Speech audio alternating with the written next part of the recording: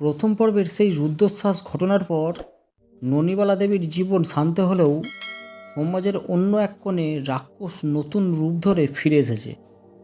দ্বিতীয় পর্বে আমরা দেখব সুশোভনের অনুশোচনা নাকি নতুন কোনো ষড়যন্ত্র। ননিবালা দেবীর ভিটে এখন অনাথ শিশুদের হাসাহাসি। বিশু এখন সেই আশ্রমের দেখাশোনা করে, কিন্তু গল্পের মোড় ঘুরল অন্যখানে। শহর থেকে একদিন হঠাৎই একটা দামি গাড়ি এসে থামলো আশ্রমের সামনে।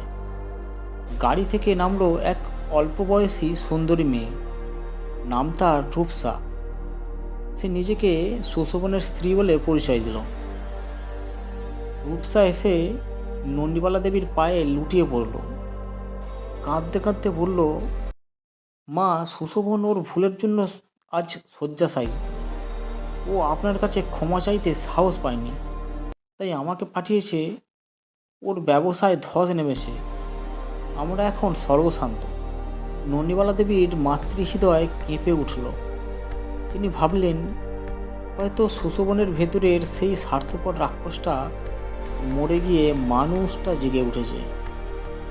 তিনি রূপসাকে আশ্রমে থাকার জায়গা দিলেন। রূপসা আশ্রমে এসে খুব তাড়াতাড়ি সবার মন জয় করে নিল। সে বাচ্চাদের পড়াতো, নন্দীবালা দেবীর সেবা করত।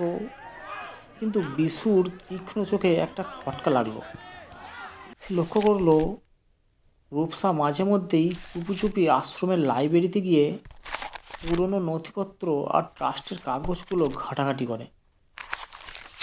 একদিন রাতে বিশু শুনতে পেল রূপসা মোবাইলে কারোর সাথে ফিসফিস করে কথা বলছে।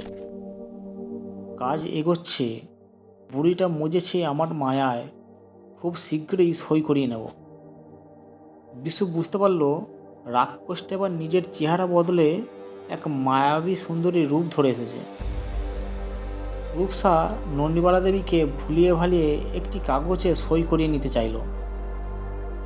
সে বলল, মা, সুশোভনের চিকিৎসার জন্য কিছু সরকারি সাহায্যের আবেদন করেছি, এখানে একটা সই দিন।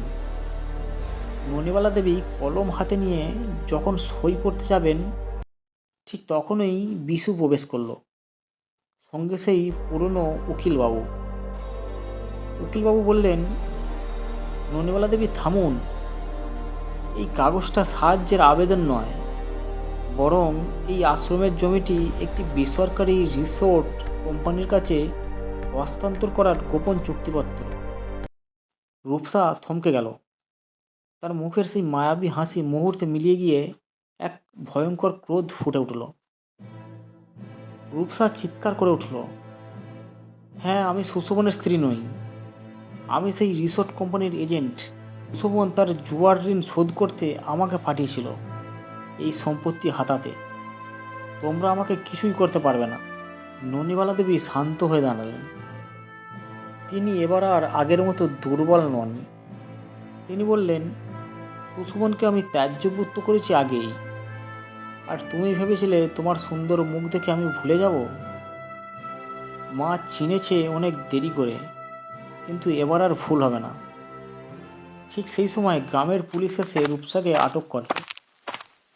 বিশু আগে থেকেই সব প্রমাণ জোগাড় করে রেখেছিল।